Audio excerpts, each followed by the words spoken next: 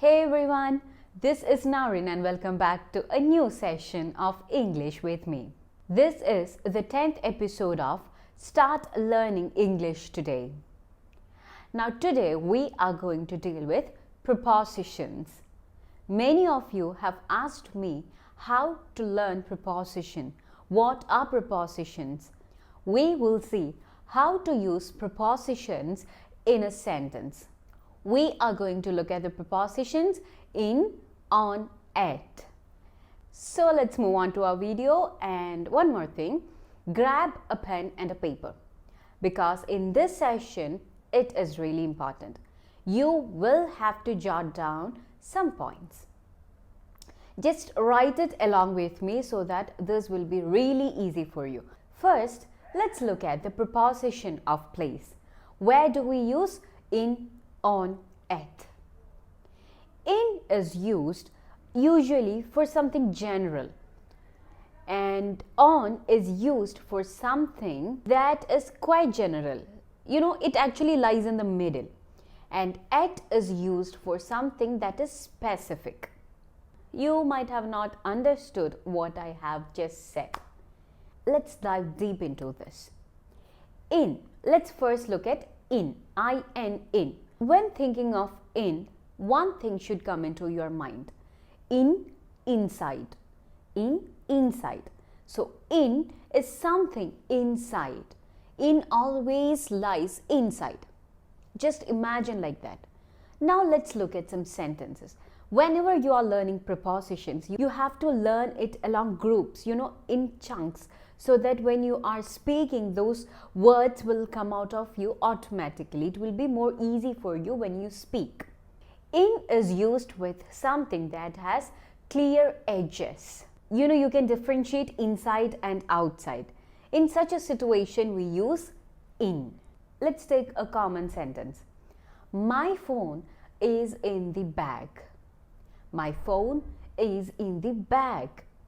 I have my phone in my bag. So it is inside a closed surface, right? So my phone is in my bag. The key is in my pocket. The key is in my pocket because it is in a closed surface. So we use in. There is nothing in my bottle. The bottle is empty. Nothing in my bottle. There is nothing inside this bottle. So, whenever we are talking about something in a closed area, we say in. Also, we use in with countries and cities. I am currently residing in UAE. She lives in England. I grew up in Germany. They live in the city. See, whenever we see a country or a city, we add in before that. Also, we use in for buildings, rooms, or some closed areas like she is in the park, we are in the room, in the school, in the house, in the lake. So, in such situation, we use in. Also, we use in with books and newspapers. I saw about it in the newspaper. I read about that in their book. So whenever books and newspapers come, we use in. Now, where do we use in for the vehicles? In the car, in the taxi, in the helicopter. Whenever we need to bend down and get into a particular vehicle, we use in. When we cannot move around, we are still inside that vehicle, we cannot walk around or have any movement, we usually use in for that. Now, if you're talking about something like bus or plane where you can move around, you can walk, there you use on the plane, on the bus. So we'll discuss about it when we are talking about on. Which are the places we use in? It is with countries, cities, buildings, rooms, areas, vehicles, some vehicles, not every vehicle, book and newspapers. Now talking about on, we use on for something that is quite general but quite specific. It lies in the middle. It is not very general but not very specific. So on is used along with streets. I live on the Fifth Avenue. I live on the New Hills Road. So whenever roads and streets come, we use on. Also, on is used when something is above a surface, like the bottle is on the table. There is a table here, so the bottle is on the table. And there is a book on the table. There is a stain on your shirt. There is a cat on the roof. The sticker is on the door.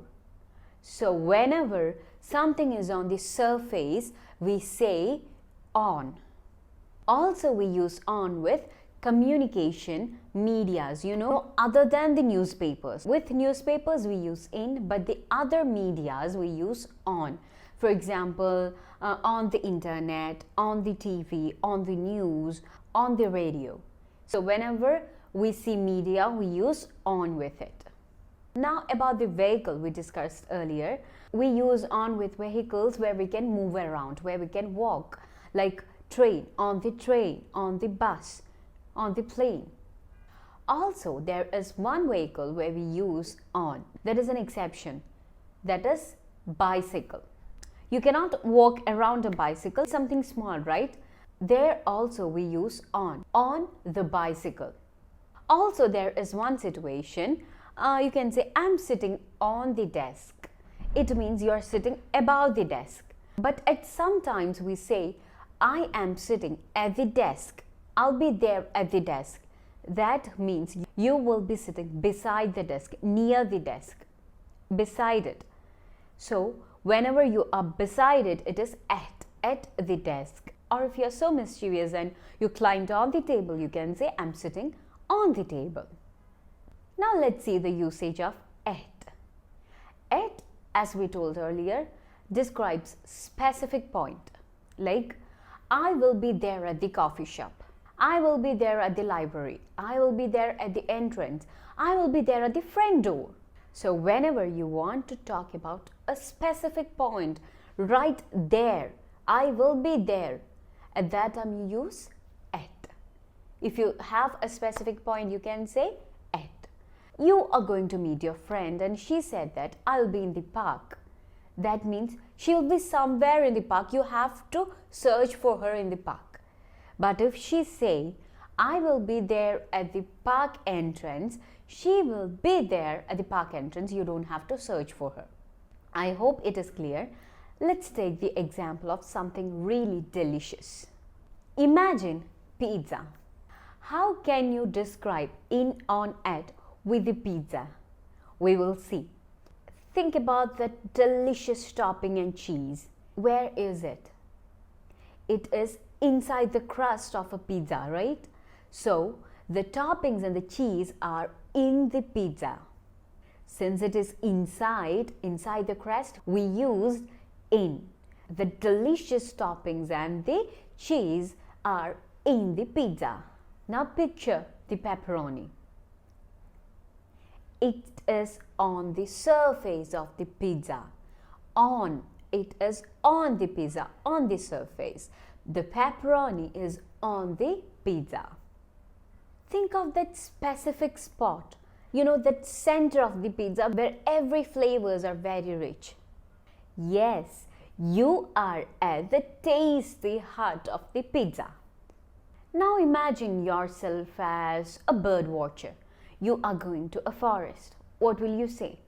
I am in the forest. Now there you saw a bird. How will you say that? There is a bird on the branch. Your friend is waiting you. Where is she? She is at the forest entrance. This is all about the preposition of place. Now let's move on to preposition of time. Here also in, on and at are used like earlier. In is used for something general, on is used for something quite general, and at is used for something specific. In is used with periods of time. in the century, in the 19th century. This is the 20th century. I don't know what will happen in the future. I worked really hard in the past. So whenever the period of time such as future, present, past, centuries, decades, etc. comes, we use in. Also, we use in with seasons. In the summer, in the winter, in the autumn. So whenever seasons come, we use in. Also, we use in with years and months. I was born in August. The climate in June is quite humid.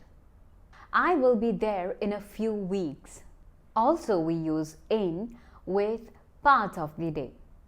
In the morning, in the afternoon, in the evening, not night. We will see about night soon. So we use in with periods of time, seasons, years, months, weeks, and also with part of the day. Now let's see, where do we use on? It is very simple. We use on with dates and days. Like, I was born on 27th August. Her exam is on Monday. I will be there on 7th July. So whenever we see date and day, we use on. Also, on is used with special days. He is throwing a party on his birthday. I will be there on the New Year day. Let us invite her on Christmas Day.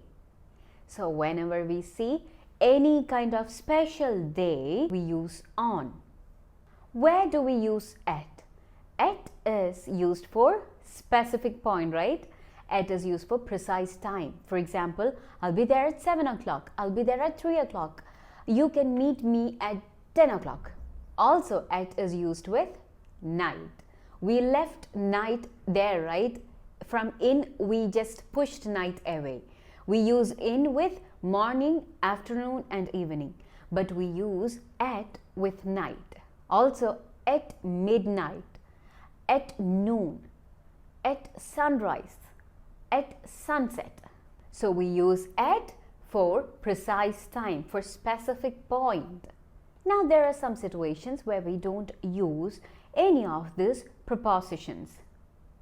Next, last, this, every. Let's take some example. I will be there next Monday. We don't say I will be there on next Monday. We don't use any preposition with next. We planned a meeting last month. Last. When last comes, we don't use any preposition. They go for a walk every morning. We don't use any preposition. They go for a walk every morning. Hey, let me read this book. With this, we don't use any prepositions. So, this is all about preposition of place and preposition of time. I hope you all have written down those little notes. If you have not, watch this video again and write it. Or if you haven't understood the preposition, if you still feel a little bit uneasy, just watch this video again. You may not know, but you will understand if you watch this again. You know, that is a little tip for you. If you haven't understood something once, just do it again. Do it one more time. You will understand. Whatever it is, you are reading a paragraph, you don't understand. You couldn't understand it. Read it again. You know, there is a 90% chance that you will understand it. Because initially, you might have felt like this is too much. But by the end, you have realized that this is not too much. This is very little. So what you have to do is watch this video again if you haven't understood. And if you have understood it, just revise that notes once and then write sentences out of the preposition in, on, at. Separate for place and time. Write two for each. Two for in, two for on, two for at. Preposition of place and time separately. And do one thing. Comment down the best 3 sentences that you have wrote. You can actually judge yourself by this method. So guys, This is all about in, on, at. I hope this video was helpful. I'll be back with a new video soon. Thank you for being a part of this journey. Bye.